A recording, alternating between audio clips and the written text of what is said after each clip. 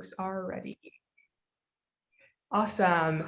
Hello, everyone. Today we are joined by Deborah Frieze and Henry Nola Jr. from the Boston Impact Initiative for the second installment of an experiential and experimental workshop playing with the integrated capital cards that broadly help match types of capital and transaction structures with startups, small businesses, nonprofits contributing to building better and equitable local economies.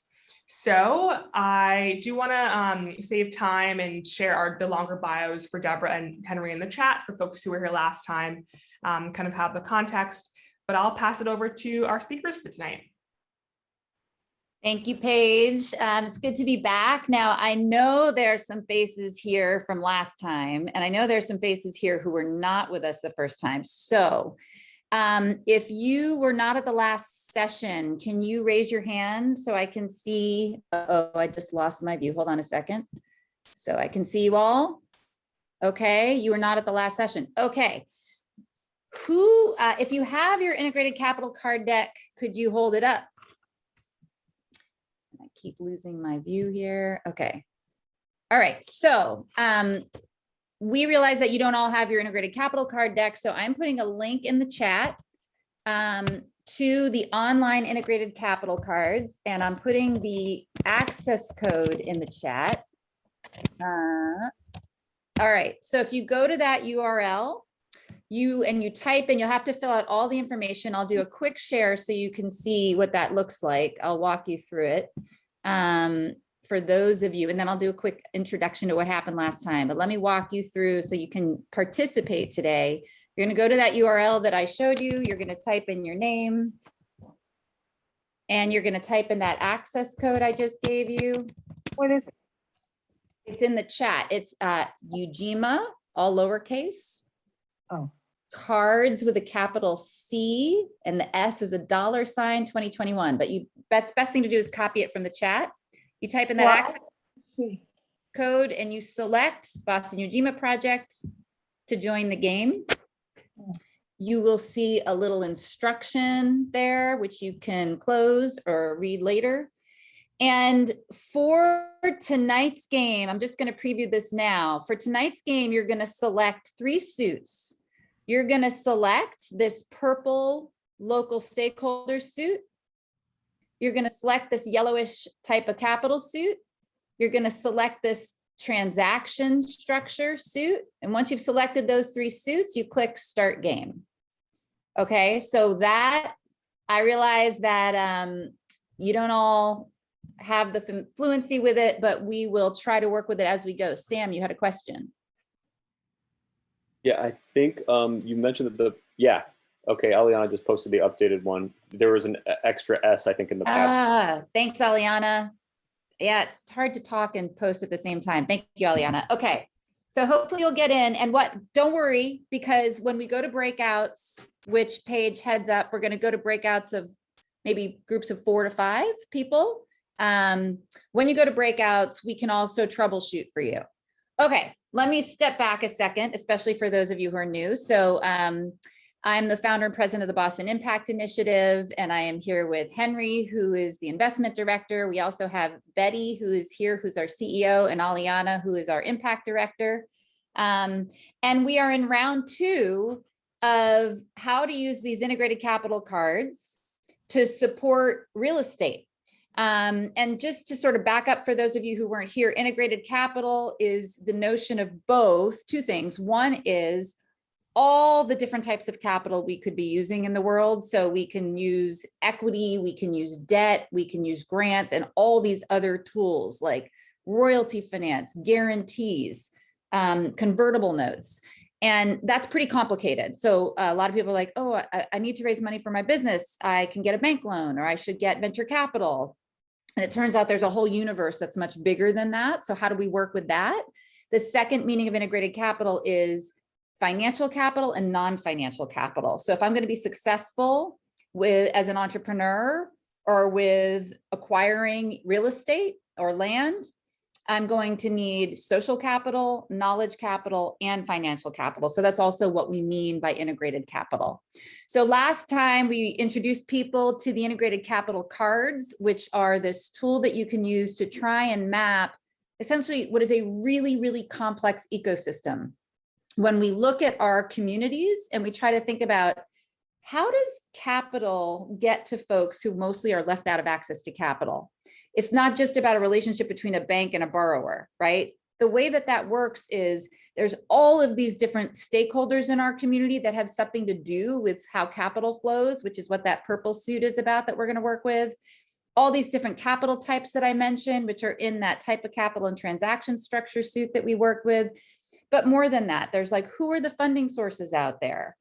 What do we value? What does impact mean? Like, what do we care about our transactions, our investments making happen in the world, right? So the conventional market doesn't care about the impact, it cares about the financial risk and return. Impact investing, we actually care about who benefits, who owns things, who has better jobs, who has land stewardship, who takes care of the environment. We care about those things. And so this card deck is meant to sort of make visible simultaneously all of the complexity in that ecosystem. So I know if you're coming in for the first time this session, there's like a lot to swallow all at once. So hold that, because what we're going to do is we're going to dive into a case study. And so Henry is going to take you through a story. It's a 2-pager. You might have gotten in advance. And if you didn't get in advance, that's okay. We'll do our best to keep it straightforward. And what I want to say is there's like financials in this. If you have never seen financials before, never fear, you still have something to say about this case. You still can have a conversation, because making an investment has a lot more to do with people and relationships than it actually does with a balance sheet. So please feel like, I don't really know what those numbers mean, but I actually can listen to who we're talking about and what matters and contribute. So we just want to, and the best part is it's a game, so you can't get it wrong. There's no way of failing, and there's no way of losing. It's actually a cooperative game, not a competitive game. All right. So with that, Henry, I'm going to bring up the case study and let you take us through that a little bit. Sounds good.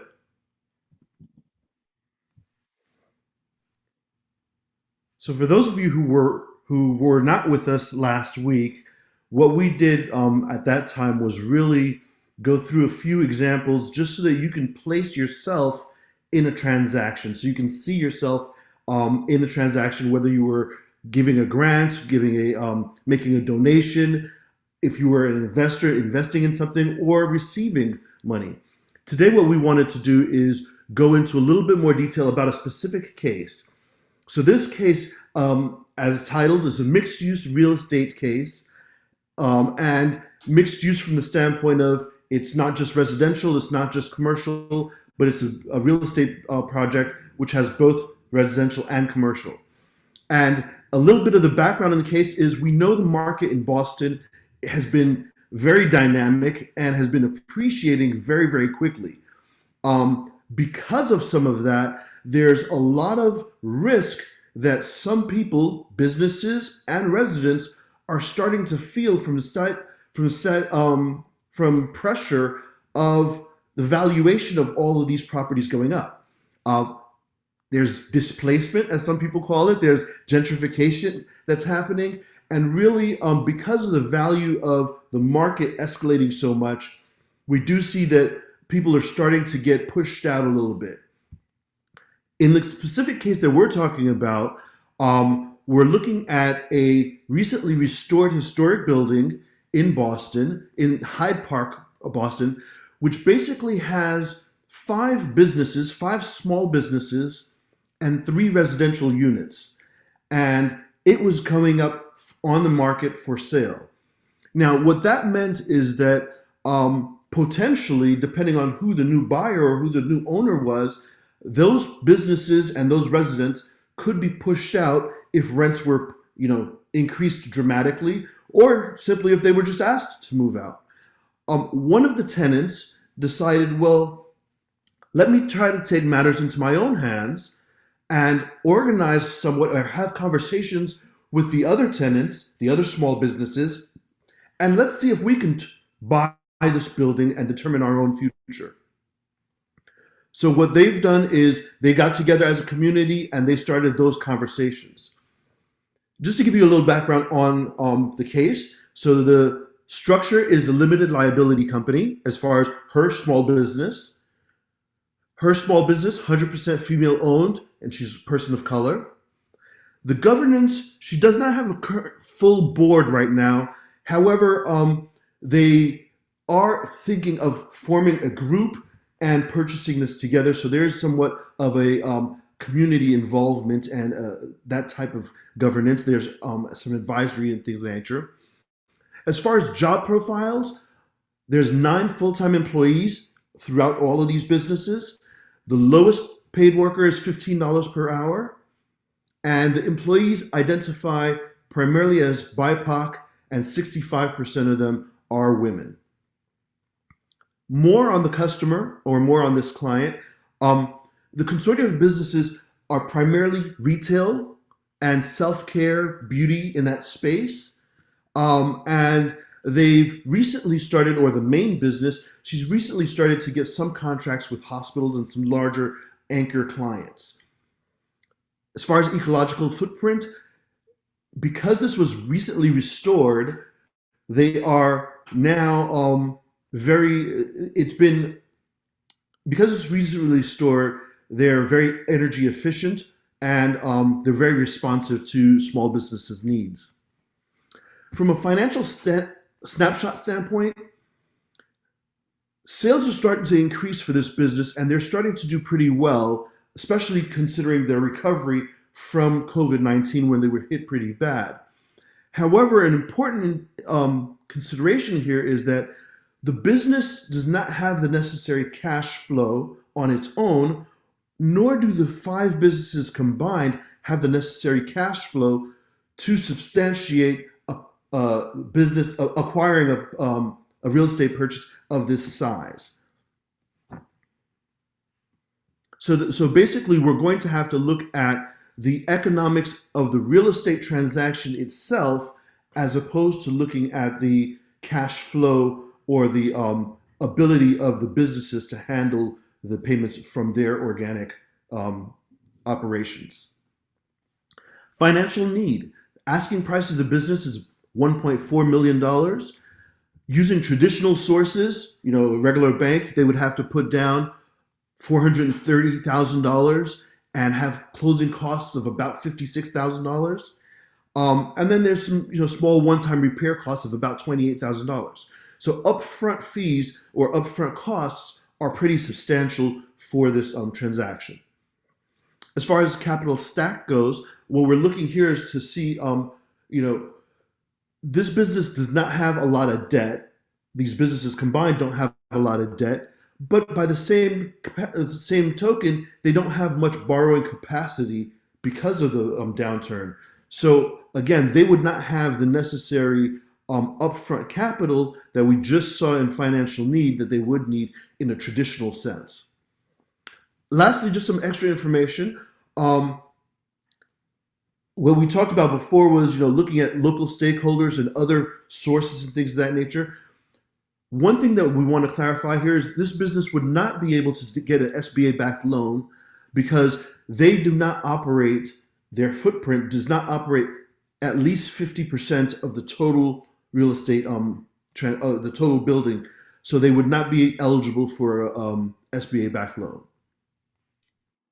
Okay, so I'm really quickly going to show you the financials, and walking through that probably isn't super meaningful. It's easier to have it in front of you. So hopefully you received it from Ujima, but Henry, 1 minute on this, just what's the key takeaway on the financials? Sure. The key here is, again, the businesses will not be able to do this on their own based on their operations. So they're looking at the transaction size and the ability of the rents to take care of the necessary costs here. So we're looking at, as far as expenses, it assumes 30-year mortgage, 3%, and that rates have been rising. We're in that type of an environment. And really, the idea is The expenses come up to 109,000 on an annual basis. The income comes up to 109, right? And the expenses are at 104,000. So there's a small margin there. Could this be something that they are able to do? Lastly, on there, we're looking at what those costs, the immediate upfront costs, would be for this project. The down payment, 420,000, closing costs 56, and then one-time costs of 28,000 for a total of $504,000.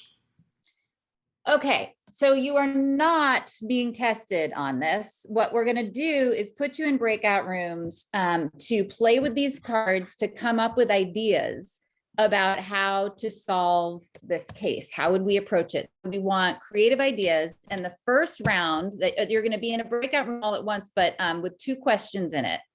So the first question, I'm just putting in the chat. And then the first question is your local stakeholder cards. What kind of relationships does this entrepreneur need to be in if she's going to pull this off? Who is she going to need to get help from? So as Henry said, she's just running a small beauty business. She's not in real estate, and she has this opportunity to deal with this building. Either she might get displaced or she does something about it. So first round, who does she need to be in relationship with? So look through this purple deck or online in the suit and see who she needs to be in relationship with. Second one might feel a little more uncomfortable, right? What type of capital? That's this one. Or transaction structure, that's this one, would be possible, right? So obviously a mortgage is something you consider. And that would be the first thing you would start to think about. But a mortgage is only one card of all of these cards. So how else, and if a bank's like, nah, I'm not giving you that, no way, is that instead of that being the end of the story, how do we start thinking about creative ways to help her approach this problem? So before we send you off into breakout rooms, any clarifying questions from folks?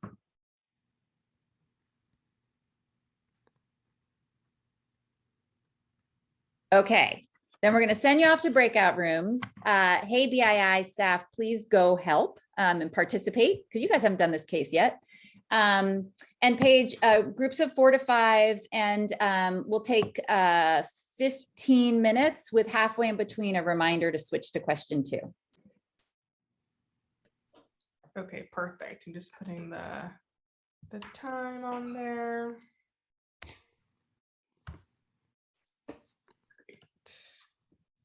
Okay, so folks should see a notification pop up to join a room very soon.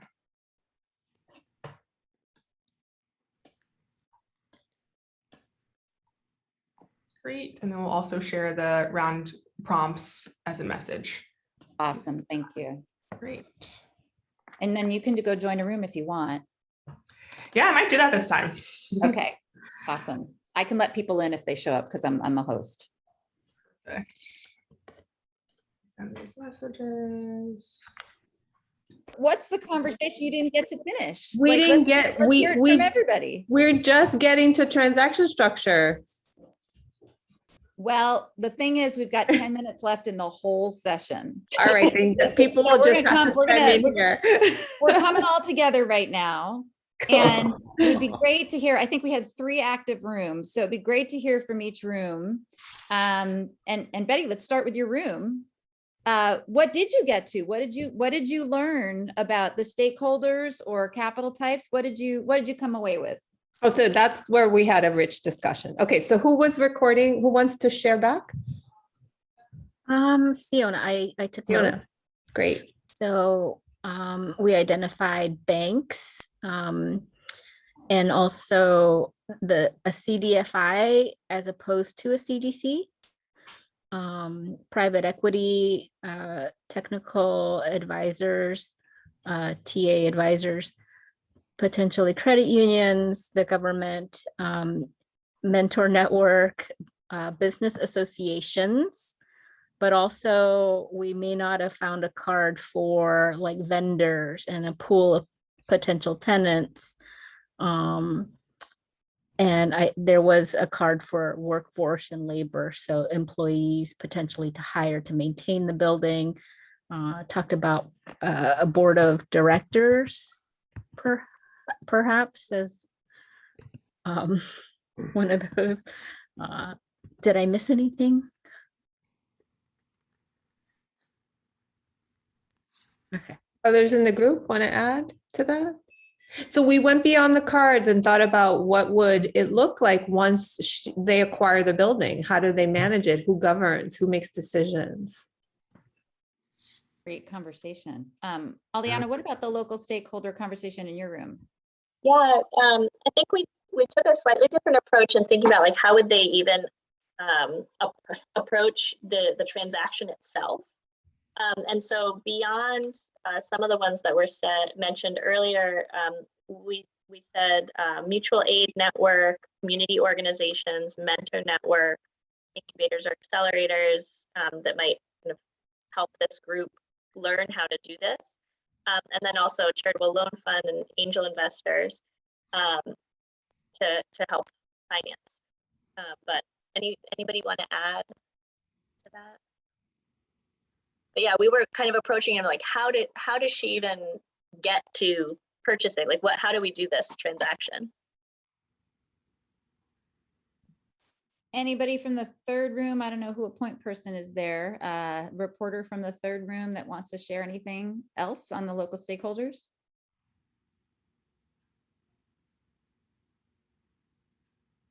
Who was in that room? Man, I didn't memorize all the rooms. Okay, well, we'll let you guys sit tight. But if somebody wants to say something, please step forward.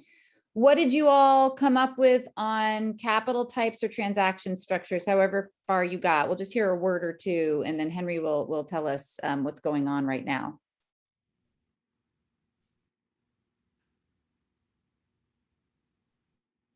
Did anybody get to that conversation at all? So we barely started, Deborah. I think Sam started talking about a grant. A grant would be great, right? To help offset some of the closing costs or TA costs. So that is as far as we got.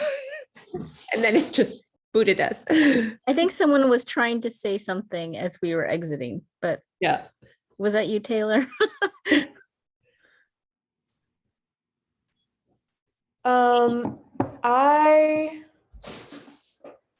I think we were talking about business associate. The last thing I remember is a business association for decision making. But I'm sorry, I'm not sure exactly what I was going to say. Yep, no problem. I put you on the spot. Sorry. No worries.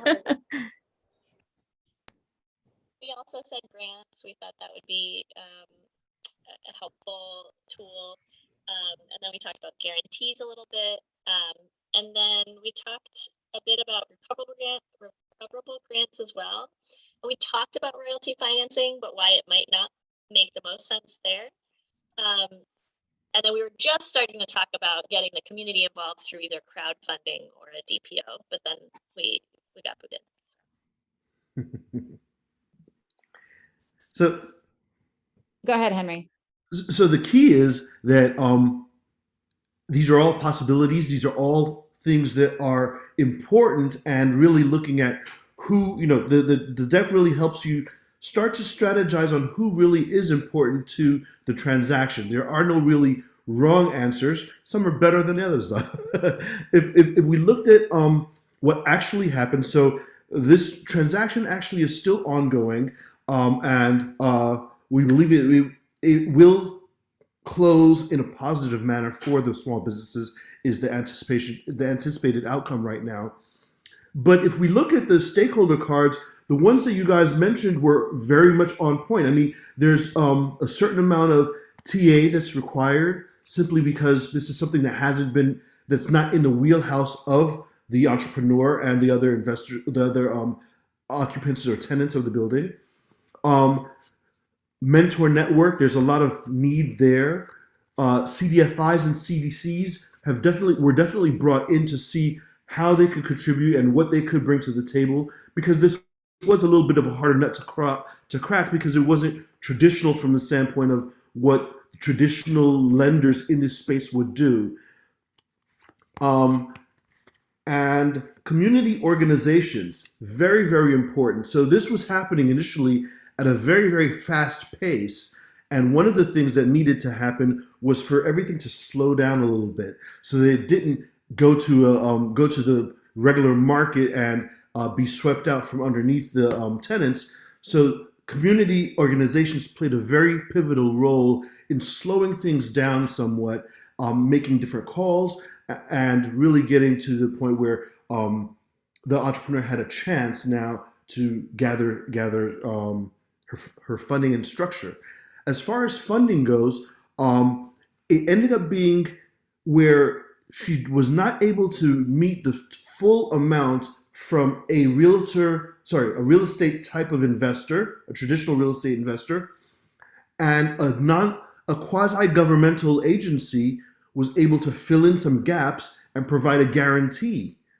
So that came up as far as the types of capital. So they were able to provide a guarantee to fill in some gaps so that the primary investor would be comfortable making the loan at the amount that was necessary. So again, using different cards, we're looking at, there's a term loan structure, and then there's a guarantee that was used.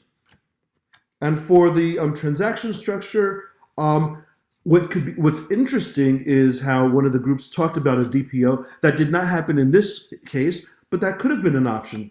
Could we have thought of, or could they have thought of a direct offering to community at large and seeing what kind of results or response they would have gotten there? Would this have been eligible for some tax credit structures? So you have new market tax credits that possibly could have helped, make up the investor base, and then definitely a mortgage, and as someone said before, a recoverable grant. All possibilities on what could have been brought to bear for this transaction. Thank you, Henry. So we have 1 minute left. And so I think this is the super high speed taster of how to work with this type of an approach, which is really, it's about when you're looking at an enterprise, in this case, very likely to get displaced, recognizing that multiple relationships across many stakeholders, and like coming up with how do we generate strong relationships, strong ties in our community to come up with A, not being displaced, and B, more solutions than the default sort of like, can she get the mortgage she needs or not? Does she have the cash to do this or not? There's just these sort of black and white answers that the banking world might give someone who says, I'm out, I can't do it.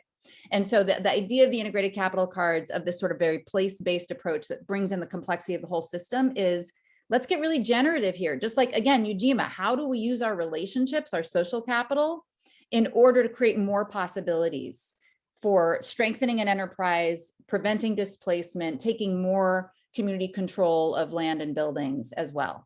So thanks for trying this out with us. If we can do this with you some other time, with more time, and maybe in person where you can lay out your cards, which is really fun, we would love to do that with you. So thank you very much. Back to you, Nia and Paige. Thank you, Deborah. Thank you, Henry. And we can just, Sienna read my mind, can throw up some appreciation emojis. So we see some people just did that. And before we do our non-awkward goodbyes and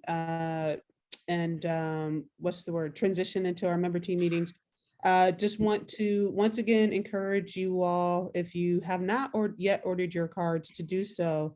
I don't have the link with me offhand, but if someone from BII can drop it in the chat, I'd appreciate that. So we do have some people who have ordered their deck of cards and they have them at home. We got some testimony from Kelsey, who said having the cards was a nice respite from tech. And it's pay what you can plus a little more. And if you go to the link that has just been dropped in the chat, you'll even see at the bottom that BII, and by extension, because we're working with BII on this, Ujima is also able to offer assistance to those who would like decks of cards, and is not able to pay much. So there's the link, and again, definitely encourage you order the cards. You will, if you RSVP through our Eventbrite, you'll get one final thank you that will send the link out through the Eventbrite, as well as links to the case study that you looked at tonight, and the finances that you looked at tonight. We have additional testimony from Nadav, who says the cards are great. So on that note, thank you so much again, Deborah and Henry. Thank you, Aliana. Thank you, Betty. Thank you, Boston Impact Initiative. And we'll now say goodbye if you're not staying for member teams. And I'll say, I ordered those cards twice, and I have a lot of trouble with my mail order. And I discovered Nate was signed for something with, they said he was friendly with UPS. And I didn't know it. I got